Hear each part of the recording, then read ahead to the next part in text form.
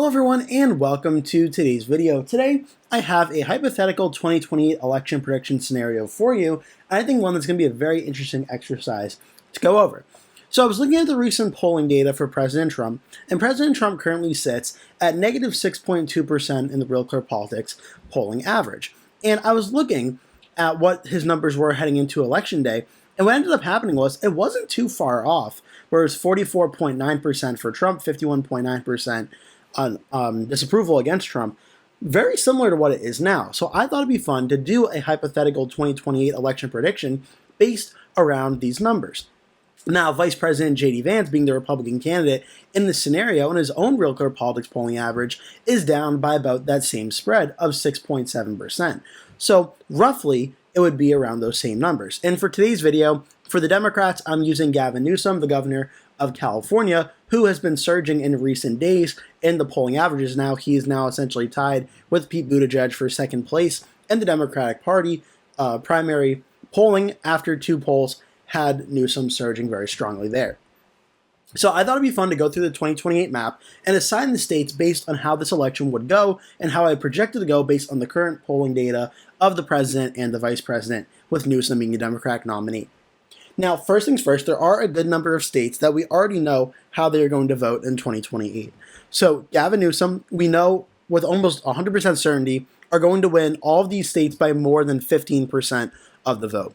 Washington, Oregon, his home state of California, and Hawaii, all of these states were safe or right around safe in 2024, and in this scenario in 2028, they would be yet again. The state of Illinois, which did fall under 15 points in 2024 in this scenario, with after 4 years of President Trump being president and with these current approval numbers, I think we would see Illinois in this election environment end up being safe for the Democrats. We'd also see Washington, D.C. being safe. The state of Maryland would be safe, as well as Delaware. New Jersey would actually not be safe, whereas New York, I think, would break above 15 points. Connecticut would, Rhode Island would, Massachusetts, Vermont, New Hampshire would not, but Maine's 1st congressional district would be safe. So pretty much guaranteed, we'd know Newsom would get about 167 electoral votes, really without trying. Now for J.D. Vance, there are still a good number of states where he would break 15%, pretty much guaranteed. These states are Utah, Wyoming, Idaho, Montana, North and South Dakota, Nebraska, the state itself, and its 3rd congressional district.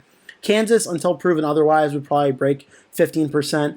Oklahoma, Missouri, Arkansas, Louisiana, Mississippi, Alabama, Tennessee, Kentucky, Indiana, West Virginia, and South Carolina. All these states would be pretty much guaranteed to be more than 15% wins for J.D. Vance against Gavin Newsom. So essentially, you could say that's where the election starts off, but there are still a lot of states that may be a point or two shy of that 15% threshold based off the 2024 results and projecting what this election would be like. For 2028, we do have a good idea how these states will go.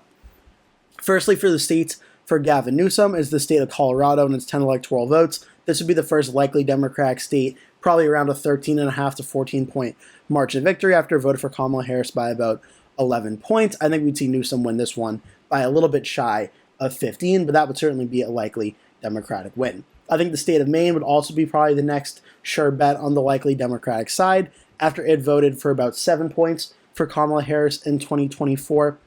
After that, you're getting into the more lower side of the likely side, Virginia, which was about a 6-point Democratic win in 2024. For this scenario of Newsom versus Vance, based on these polling numbers, we'd probably see Virginia being around a 8 to 9 point victory, kind of what the governor's race is tracking to be at this current point in time. I think we'd probably see that in the state of Virginia.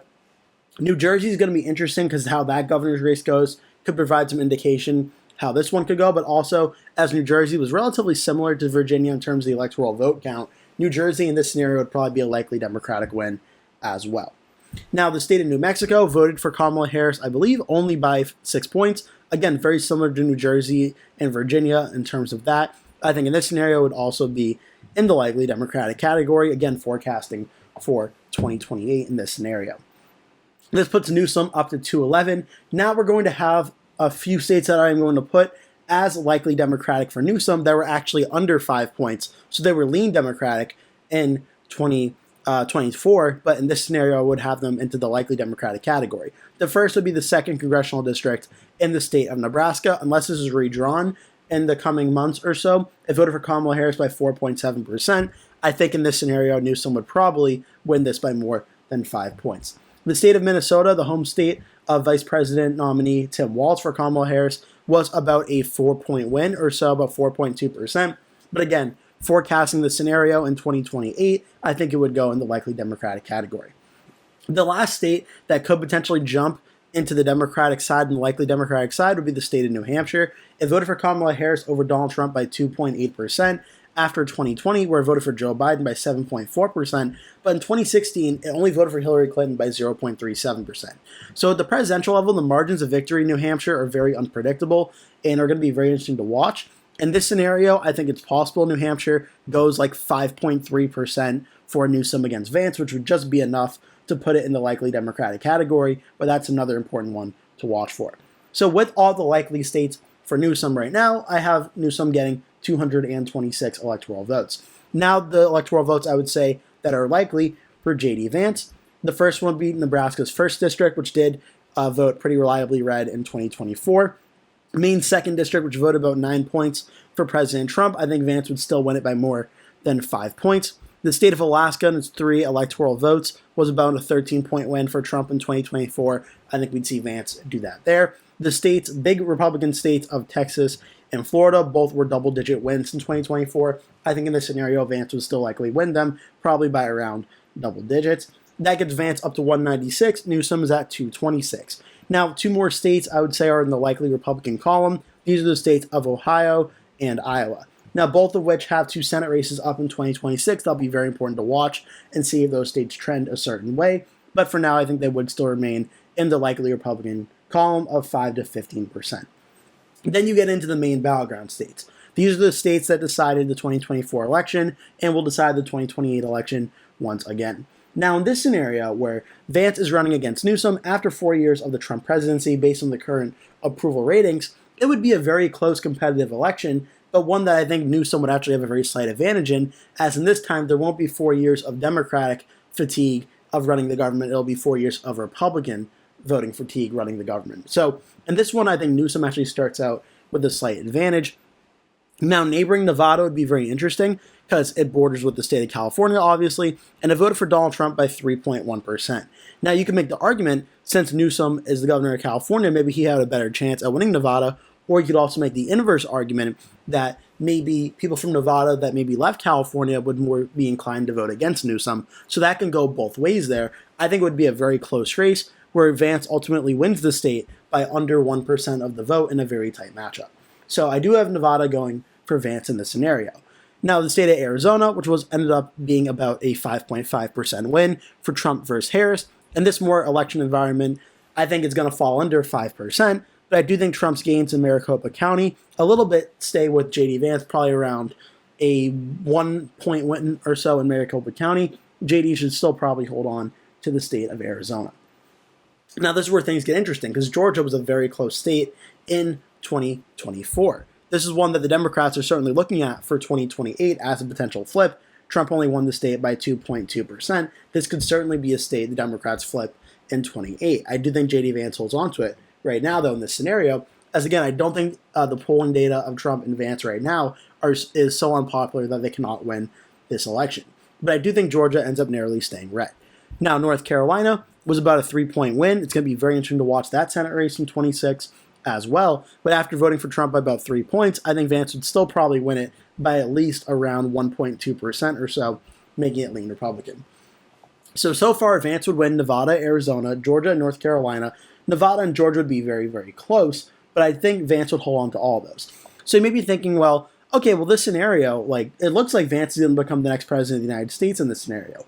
But this is where things get tricky, because the Rust Belt of the 3 states, of the toss-ups, were the most, I would say, Democratic-friendly of the 3 states. And this is where things change for Newsom's direction. Wisconsin only voted for Donald Trump by 0.86% in 2024. It voted for Biden by 0.63% in 2020. It is going to be an absolute super close state in 2028. And in this scenario, based on the trends and forecasting for this election, Wisconsin actually goes, again, under 1% in the tilt column, this time going tilt for Gavin Newsom. Michigan, I think, would be in a very similar situation. It voted for Donald Trump by 1.4% in 2024 after voting for Joe Biden by 2.8% in 2020. I don't know if the Democrats are going to have as big of a swing in 2028 in this scenario. I think Biden would do a better job of winning working class voters in Michigan than Gavin Newsom would, but I think Newsom will be able to do enough to probably win the state by around 1 point, making it also a tilt Democratic state. So then this election would come down to the state of Pennsylvania. Pennsylvania was the most red of the three Rust Belt states, voting for Trump by 1.7%, but then it also voted for Joe Biden by 1.2%. This is one where this could take 2 or 3 days to decide who ends up winning the presidential election by how close Pennsylvania would be. And Trump made very narrow instrumental gains in the state, or incremental gains in the state of Pennsylvania, which ended up giving him a very narrow victory. Based on this scenario, in this very divided election, Pennsylvania would vote on my rankings by about less than half a percentage point for Gavin Newsom. So forecasting for 2028, if the polls stay the exact same way they are now, factoring in things like J.D. Vance, yes, he would be running as the vice president for President Trump, but he likely won't have the same amount of voter turnout that President Trump did. It'll also be a different election environment where more independent voters that voted for Trump last time, if they don't like the job Trump is doing this time, they're not going to vote for them in the same numbers they will for Vance. That gives Newsom a slight advantage. Where I think Newsom, based on this scenario, would actually win 270 to 268 against Vance in one of the closest elections, really the closest election in American history on this scenario. So I thought this was really interesting. Make sure to leave your thoughts down below what you think about this election scenario, and any other comments or questions or suggestions you want to make, please leave it all down there. Thank you so much for watching. Again, please remember to hit like and subscribe for more videos like this one, and I hope to see you in a future video. Hello everyone, and welcome to today's video. Today we're talking about the 2025 Virginia governor's race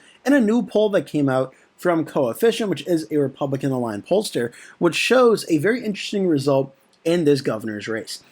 So the article that it talks about here is a new poll from August 23rd to 2026 of 1,025 likely voters in the Commonwealth of Virginia found a very interesting race happening with Abigail Spanberger, the Democrat, against Republican Winsome Sears. So the article says the poll showed a 5-point lead for Spanberger and also a tie between Democrat Khalzala Hashmi and John Reed, the Republican, for lieutenant governor, and a 1-point lead for Jay Jones over Republican Jason Miyares in the attorney general race.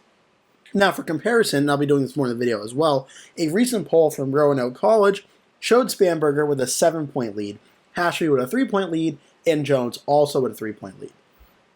Back to the Coefficient poll, both Spanberger and Earl Sears enjoy solid standing with voters, each viewed more favorably than unfavorably. Spanberger is rated 42 to 39 favorable, and Earl Sears is 40 to 36 favorable.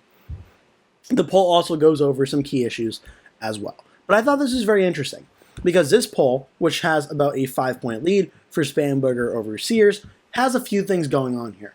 For one, obviously, each poll you have to take with a little bit of a grain of salt, especially a poll that is a Republican-aligned pollster.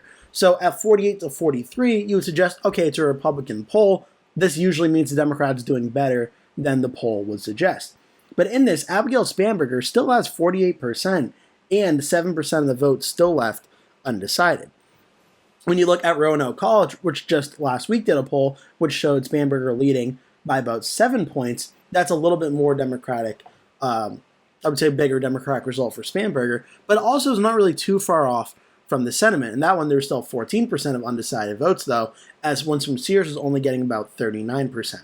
At 43% so far, this is one of the more higher numbers we've seen Winsome Sears getting. Now, this is interesting because we're starting to see this race start to pick up a little bit as it's getting closer to November. We get into Labor Day. This is when the state attention and national attention as well starts to focus on Virginia. This is when people start to know who these candidates are. So you're going to see Winsome Sears' floor support rise up from the mid to high 30s into the low to mid 40s, like we're accustomed to seeing in governor's races in the state of Virginia. But Abigail Spanberger, for her part, in this poll, still getting 48% in this Republican poll, shows what the trend has been for a while now, which is that Abigail Spanberger is in a very strong position to win this race. With 7% undecided, she would only need to get about 2% more to break 50%, where Spanberger would need to get 7% more. So if Spanberger won 2% of the undecideds, that would get her to 50. Give the other 5% to Sears, Spanberger would still win by roughly about 2% based on this current poll. Now, obviously in Virginia, this isn't like some other states where you have to have a runoff to break 50%. Whoever gets the most votes in the Commonwealth of Virginia wins. But Abigail Spanberger is starting out with a much higher floor of support, and it's not just this poll. As I mentioned, the Roanoke College poll, Spanberger led by 7, 46 to 39. A lot of undecided vote left in that one, but Spanberger certainly has the advantage. Wick Insights from back in July had about a 10-point lead for Spanberger versus Sears. Spanberger already breaking 50% of the vote. And when you look at these polls, again, polls are not always the end-all be-all. You have to be careful when just going off of polls for predicting a race. But I like to look at the election results and how it's all shaping up. Right now in the polling averages, Spanberger's leading by about 7.3% from Real Clear Politics, 8.8% from Decision Desk HQ, and Racewell White House, 8.7%. We saw a race in 2021 in an election environment that was anti-democratic and more pro-Republican after Joe Biden was president and his approval ratings started going down, where the Republican Glenn Youngkin was able to win by 2 points. We also saw in 2017 a similar situation where President Trump, first-term president, his approval ratings started going down. Virginia, which voted against him in the presidential race, offered a big rebuke to their Republican candidate, Ed Gillespie, which in the final weeks and months of the campaign started to embrace a lot of pro-Trump messaging, which actually did tighten up the race in the polling, but come Election Day ended up being a very big win for the Democrats, where the Democrat Ralph Northam won by 8.9%, right around a 9-point victory. And when you look at how the polling's shaping up right now, it seems to be more on track with what 2017 Virginia ended up looking like than what 2021 did. And that's the question here. It's going to be, can Winsome Sears do enough to replicate the map that Glenn Youngkin did in 2021, or is this race shaping up to be more like 2017, where Northam won by about 9 points? So far, the early polling and early momentum in this race has been that this is looking more like 2017. Now, in this one, Ralph Northam, the Democrat, got 53.9%. Ed Gillespie, the Republican, got 45%, with the Libertarian candidate getting 1.2%. Now, comparing that to the early polling in this race thus far, I'm just looking at this coefficient poll, this is one of the better polls that Winsome Sears has gotten in the last few months or so. In this one, third-party candidates are getting about 3%, 7% still undecided. Sears is only at 43% of the vote. Spanberger's at 48% of the vote. So just comparing the numbers here, yes, obviously we're still a few months out and things are going to change in the undecided numbers. Sears is still roughly running about 2 points behind what Ed Gillespie got at that 45% number. So if there's a very big night for the Democrats where everything in this poll ends up breaking for the Democrats come election night, well, if you add that 7% to the 48, that would get to about 55%, 55-43. It's about a 12-point win at that point. I don't think that's going to happen. But you can see that at very least it's plausible considering this is a Republican poll, and this is likely either overestimating the Republican support or underestimating the Democratic support. Abigail Spanberger is already probably leading by that margin that 2017 ended up being. Now, I do think this race is starting to narrow up because I don't think come Election Day we're not going to see Winsome Sears get like 39% or 40% like these polls are showing at this current point in time. The recent election history in Virginia just doesn't suggest that. When you look at recent elections here, and I'll show you what the trend has been. In 2021, Glenn Youngkin obviously won. He got 50.57%. That was in an anti-Democratic year. In 2017, the last anti-Republican year we have to go off of, the Republican technically got about 45%, 44.97. 2013, before that, Virginia's changed a lot since then, but the Republican got 45.23%. And if you really want to go back even further, you can go back to 2009, the Republican, and a long time ago, got 58%. Again, anti-Democratic year. So the track record suggests that Virginia is probably going to have the Republican getting, if they lose, around 45, 44% or so. If they're winning, they're getting around 50%. But what is this election environment shaping up to be, and what are their polls leading up to it suggesting it will be that this will be more of a Democratic year? Where Real Clear Politics in the average now, Sears is getting up to 41%, Spanberger at 48.3%. This race with 10.7% either other or undecided for that margin. It's looking like right now, to me, this is going to be a race much similar to what 2017 ended up looking like. And the polling in this one, just to show you how it ended up going, we'll go to around where I'm recording this around August, towards the end of August here, and see what the polls were looking like at this current point in time, just to kind of touch base here. The Roanoke College poll showed 43 to 36 for Northam versus Gillespie in this race at this current point in time, with 17% undecided. So there was a lot more undecided vote at this current point in time. Now, the next poll in September showed a competitive race, about a 5-point race. Coefficient, I don't believe I see any of these polls from them in this one. But you see these numbers at this point in time, and you see Northam leading here with around similar numbers to what actually Abigail Spanberger was getting, around the mid to high 40s. Now, Northam didn't have as much support, it seems, as Spanberger does, but you see as you get into September, the numbers go up, where Northam is getting into the high 40s and even into the low 50s in some polls. Ed Gillespie is hovering around 41, 42, 43, 44% in these polls. Only in the Monmouth poll does he get to 48%. Most of them, otherwise, Gillespie was hovering around that 45% number or lower. And that's when you look comparing them to 2025, Winsome Sears is kind of in a similar situation. Aside from the few outliers, like this poll from Pantheon Insight Harris X, which has her at 48-52 in the head-to-head, but in the multiple candidates one only at 45%. Winsome Sears is hovering around the same numbers that Ed Gillespie got, around that 43-44% at the absolute highest. So in forecasting this race right now for November, I think we're seeing something similar to what we saw in 2017, where Virginia ends up being a likely Democratic win, around 8 to 10% range or so at this current point in time. Now, obviously, as things happen over the next 2 months or so, things can certainly shift and change in this race. It could become more Democratic, and Spanberger could win by an even larger margin, breaking 10 points. It could significantly shift as well towards Winsome Sears' direction. And I do believe Glenn Youngkin's approval rating in Virginia is actually pretty high, especially for a Republican in more of a likely Democratic state. So it's possible voters maybe will give Winsome Sears more benefit of the doubt than the polls are currently showing. But at its current point in time, I have a very hard time seeing this race falling under a 5-point Democratic win, anything less than that. I also have kind of a hard time seeing it be more than like a 12-point Democratic win. I think, despite that, Virginia is still more of a competitive state than a safe Democratic state. So I think it's going to be around that 8 to 10-point range at this current point in time. But I think, make no mistake, this poll confirms the fact it is a Republican poll, that Abigail Spanberger, the Democrat, is on track to become the next governor of the Commonwealth of Virginia. Winsome Sears, even though this poll is one of the better numbers for her, it still shows she has a lot of ground to make up in this very pivotal governor's race. I hope you enjoyed this video. Make sure to like and subscribe. If you did, leave any comments or questions or anything you want to say down in the comment section below. I always check those out, so make sure to do that.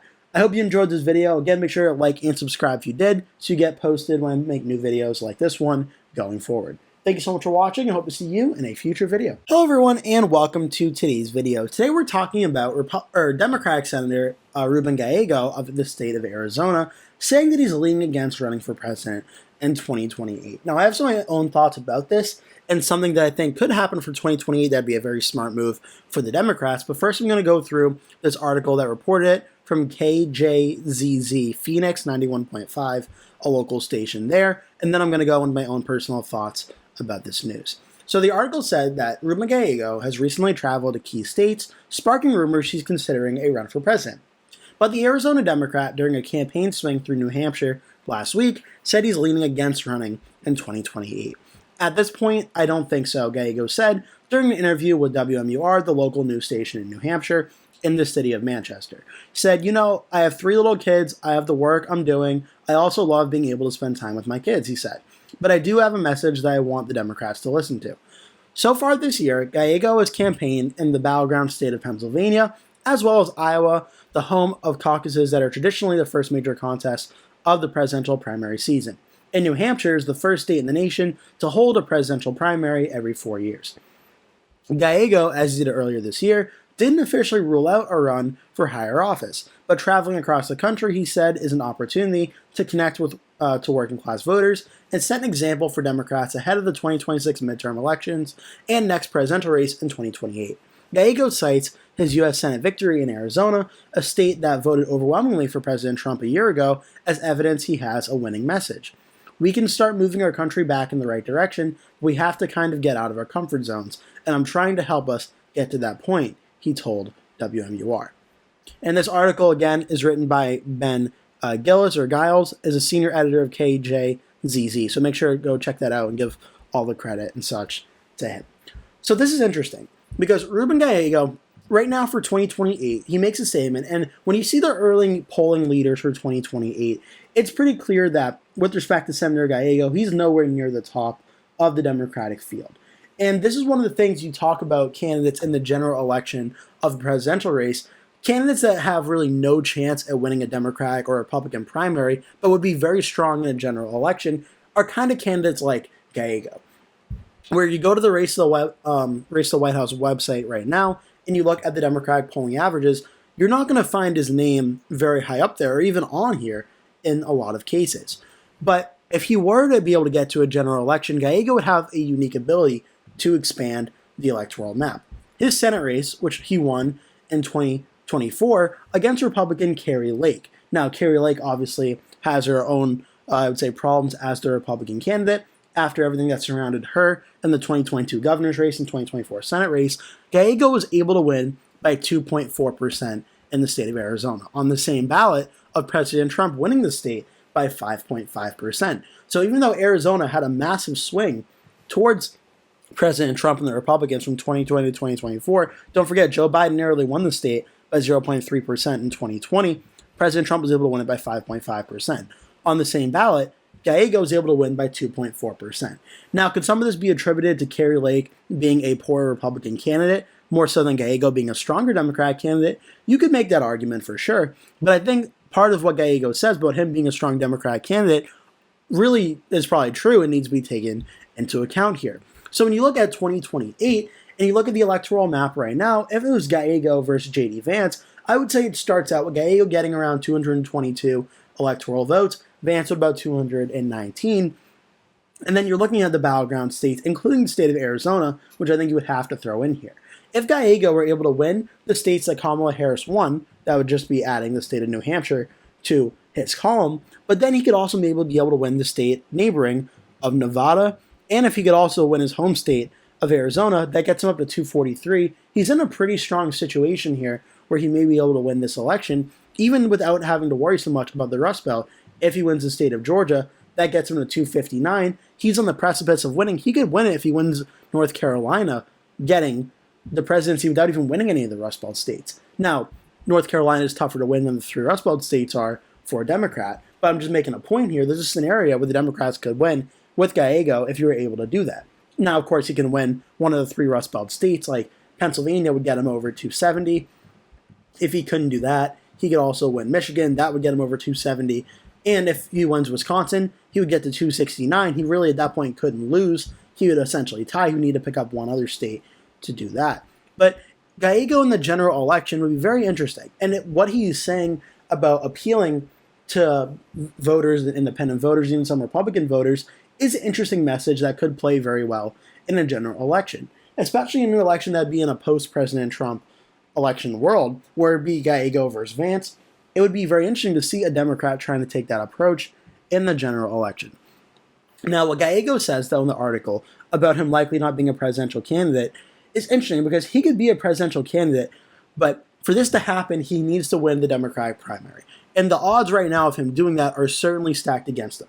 Right now, the early polling shows the former Vice President Kamala Harris is starting out as the frontrunner in a 2028 Democratic primary. But you're already seeing that start to change. She's only up about 9 points now, where California Governor Gavin Newsom has risen up to 14.2%.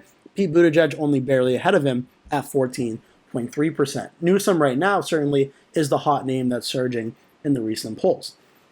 It's also usually typical after a presidential election, the past nominee of the party usually starts out as the leader, as they are the person that everyone in the party has heard of, and then over the next 2 or 3 years or so, as things start to really get picked up for the election, that candidate's name either starts to trail off in polling or they decide they're not going to run. We kind of saw this with Hillary Clinton in 2016, going then to 2020, where her name was talked about a little bit early on, and then she obviously didn't run. Mitt Romney faced similar circumstances with 2012 to 2016, and then you can go back on so forth. Al Gore's name's always mentioned.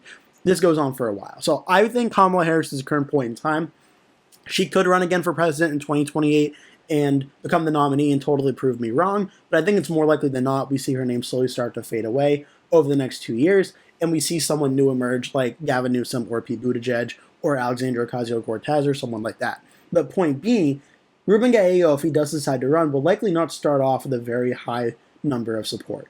He would probably start out at best probably around 2 to 3%, which would be trailing way behind what Harris, Buttigieg, and Newsom are currently at right now. So Gallego winning the Democratic primary in 2028, I won't call it impossible because, I mean, in American presidential politics, things are very volatile. You never really know what's going to happen. You didn't really expect President Trump to come out in 2016 and do what he did, so you can never really rule it out, but Gallego certainly is going to have an uphill battle at becoming the Democratic nominee.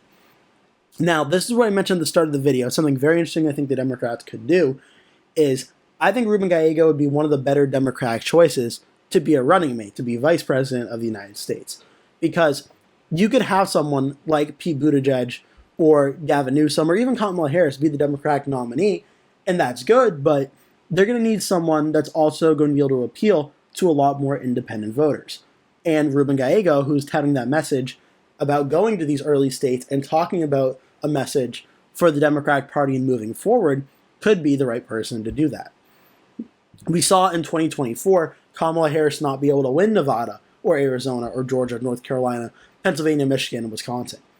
Now, in a different election environment, maybe she could win those states, but with someone like Ruben Gallego at the top of the ticket, is that enough to maybe help her in a state like Nevada or his home state of Arizona? That could be a very interesting scenario.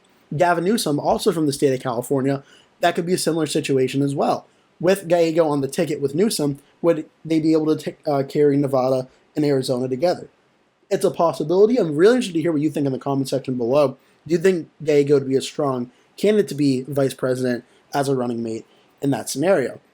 But there used to be the, I would say, message of picking a candidate to be a running mate. You want someone usually that's from a swing state or competitive state that you want to make competitive.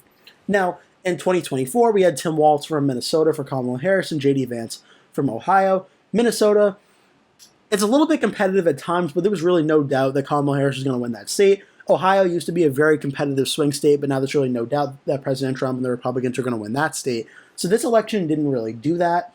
In 2020, didn't really happen that way either. Kamala Harris, Democrat from California, Mike Pence, Republican from Indiana. So that's kind of been breaking precedent the last few cycles or so. That hasn't really been the case, but it is possible that maybe in 2028, that could be something that's entertained, especially if someone like Gallego is proving a successful message of going around the country to states like Iowa, which voted for Trump, like Iowa, which was one of the very important swing states in 2024, at trying to prove that message. So I don't know. I mean, I think it's an interesting conversation. Obviously, 2028 is still a very long ways away, but I think it's an interesting conversation to have about Ruben Gallego for 2028. If he decides to run or doesn't decide to run, could his name be floated out there as a possible Democratic running mate?